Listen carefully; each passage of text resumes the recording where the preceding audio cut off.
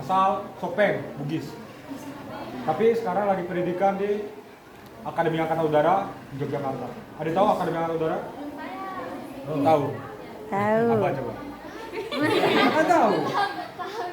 Oh, tahu aja. Nah, jadi saya jelaskan di sini.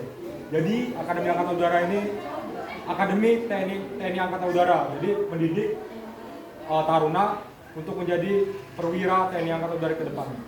Jadi Letnan 2 TNI Angkatan Udara dari situ pendidikannya. Jadi kalau kalian bisa lihat pesawat tempur yang lewat sini nih, pesawat tempur gitu. Itu pilotnya dari situ. Dari Akademi Angkatan Udara.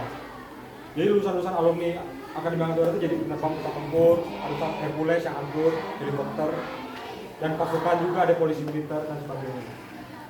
Saya dulu alumni di sini, SMP Negeri 2 Maros. Saya alumni angkatan ke-36, lulusan tahun 2019. Jadi ya, saya udah 5 tahun gak kesini, karena kebetulan saya ada acara di sini, saya sempatkan diri saya kesini, main-main lah. Saya ketemu dengan Bu Nurhayman. Kalau ketemu,